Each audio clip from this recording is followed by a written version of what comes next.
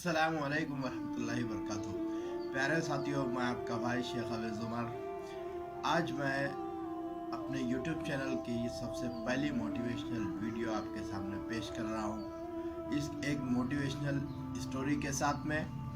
तो आप सभी से गुजारिश है कि आप इस वीडियो को लास्ट तक देखें। आपका ये फैसला इंशाअल्लाह ताला आपका नज़रिया, सोचने का नज़रिया बदल कर रख देगा। तो आइए देर न करते हुए हम शुरू करते हैं उस स्टोरी को, जिसके पेश करने के लिए मैं आप सबके सामने आज आया हूँ। दोस्तों, एक कदीम वक्त की बात है। एक अल्लाह वाले एक बुजुर्ग किसी जगह से सफ़र कर रहे थे। चूँकि सफ़र ज़्यादा मसाफत का नहीं था और वो पैदल सफ़र तय कर रहे थे। उनके साथ में उनके कुछ साथी, उनके कुछ मुरीद भी थे जो कि उस सफ़र में शरीक थे। हज़रत जब सफ़र करने निकले तो कुछ अरसे के बाद में, कुछ रास्ता मसाफत तय करने के बाद में, कुछ रास्ता तय करने के बाद में एक मकाम पर जहाँ पर वो पहुँचे तो वहाँ पर शाम हो चुकी थी। शाम होते होते जब वहाँ पहुँचे वो, तो उन्हें दूर एक लाइट दिखाई दी। कुछ दिया वगैरह जलता हुआ दिखाई दिया, कुछ उजाला दिखा। तो उनके मुरीदों को, कुछ मुरीदों को उन्होंने आगे भेजा कि वहाँ पर जाकर देखो कि कोई उस मकाम पर कोई रहता है क्या। जब वो उनके मुरीद वहाँ पर पहुँचे, उन्होंने देखा कि वहाँ पर कोई एक फैमिली है, वो रहती है। उनसे बातचीत की और उन्होंने बताया कि हमारे साथ में एक हज़रत है, एक अल्लाह वाले हैं, एक बुज़ुर्ग हैं जो हमारे साथ में सफ़र में है और हम यहाँ पर रात में क़याम करना चाहते हैं। तो वहाँ पर जो शख्स था जिसका वो घर था, उसकी खेती वगैरह भी वहीं थी। उसने तो बड़ी खुशी और मसरत का इज़हार किया कि ये मेरे लिए सआदत की और खुशकिस्मती की बात है कि ये बुज़ुर्ग मेरे मेहमान होंगे। उसने उनकी हज़रत को इस्तकबाल किया, हज़रत का खाने का इंतज़ाम किया। उसके पास में बड़ी खेती भी थी, उसके पास में कुछ जानवर भी थे। उसने एक बकरी को ज़ुबा किया और ज़ुबा करने के बाद में जब उसने उनके सामने खाना पेश किया, खाना पेश करने के बाद में जब हज़रत ने नमाज़ों से उससे भी फारिग हुए और जब सब फारिग होने के बाद में जब साथ में बातचीत करने लगे, तो हज़रत ने उससे पूछा कि भाई ये खेती वगैरह आपकी है? तो उसने कहा हाँ, ये ज़मीन पूरी मेरी है, लेकिन मैं इसमें खेती नहीं करता। तो हज़रत ने पूछा कि और क्या है आपके आमदनी का ज़रिया? तो उसने बताया कि मेरी एक भैंस है जिसका मैं दूध धोता हूँ और उसके दूध को बेचकर मेरी आमदनी होती है। जब उसने ये हज़रत को बताया कि उसकी आमदनी के ऊपर मेरा सारा दारोमदार है, उसके पास में खेती भी थी।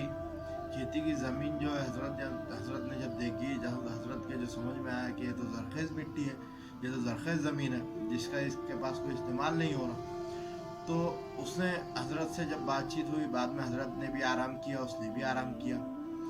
सुबह में जब हज़रत वहाँ से जब जाने लगे, तो सुबह में हज़रत फजर के वक्त से पहले ही वहाँ से अंधेरे में हज़रत ने सफ़र शुरू किया। लेकिन जाने से पहले हज़रत ने एक जो काम किया तो उनके मुरीद उसकी वजह से परेशान हो गए।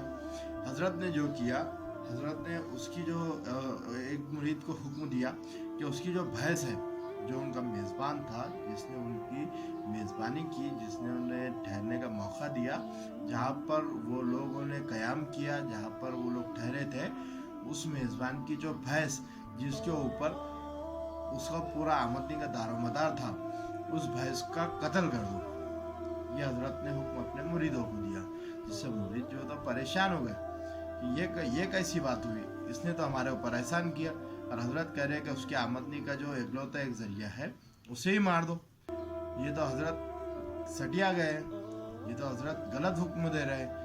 लेकिन उसमें से जो उनके कुछ मुरीद थे जिन्होंने उनकी हज़रत की बात को माना, तस्लीम किया, उन्होंने उस जो भैंस थी उसको मार दिया और वहाँ से वो लोग मतलब मेज़बान से बगैर मुलाकात करे चले भी गए आगे, अपने अगले सफ़र को तय करने के लिए निकल गए। जब हज़रत अगला सफ़र तय करने के लिए आगे बढ़े, उनकी जो भी मंजिल थी वहाँ तक पहुँच भी गए। वहाँ पर कुछ महीने का, कुछ अरसे के क़याम के बाद में जब हज़रत की वहाँ से वापसी हुई, वापस उसी मकाम के पास में आए। जब वापस उस मकाम के पास में आए तो हज़रत ने उन्हीं मुरीदों से कहा कि वो जो फ़लाँ साहब थे, आप उनसे जाकर मुलाकात करो। कि हम पिछली मरतबा की तरह हज़रत आपके पास में क़याम करना चाहते हैं। तो जब उनसे बातचीत होने के बाद में उसने खुशी खुशी इस बात को कबूल किया कि ये मेरे लिए तो सआदत की बात होगी कि हज़रत मेरे पास रुकेंगे, मुझे दोबारा मौका मिल रहा है। जब हज़रत के मुरीदीन ने उससे बातचीत की, जब वहाँ पहुँचे तो हज़रत ने उससे खैर खैरियत पूछी।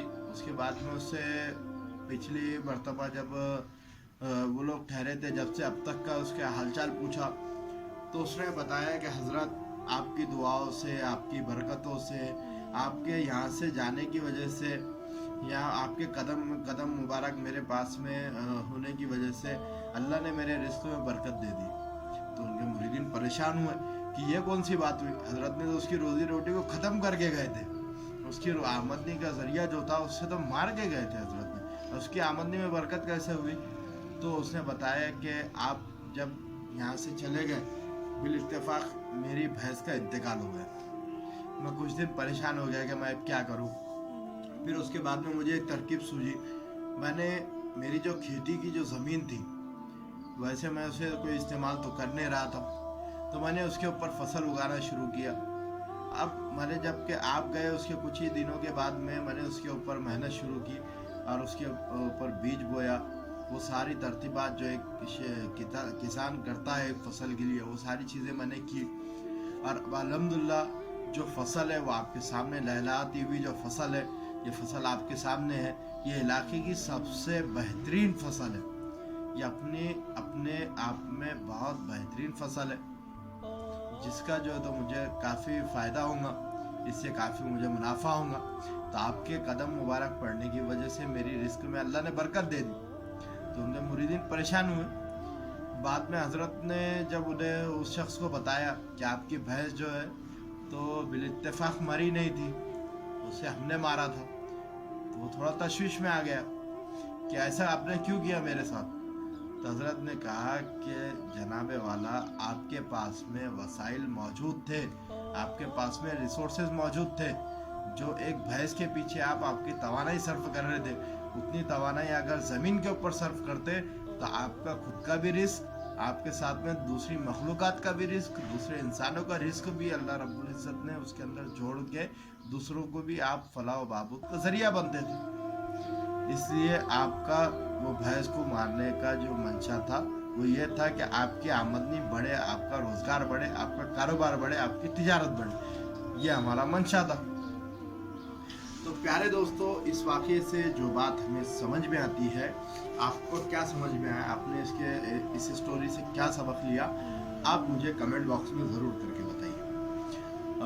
जो मैं आपको इस स्टोरी से जो मुझे सीखने मिला वो ये है कि हमारी ज़िंदगी के अंदर जो हर्डल्स आते हैं, जो ऑब्स्टेकल्स आते हैं, जो रुकावटें आती हैं, या अल्लाह रब्बुल इज़्ज़त बाज़ दफ़ा हमारी ज़िंदगी में ऐसे भी मामलात होते हैं कि जो हमें सबसे अजीज़ तरीन चीज़ होती है, जो हम ये समझते हैं कि हमारी सबसे बेशबहा कीमती चीज़ थी, अल्लाह ने हमसे ये छीन लिया।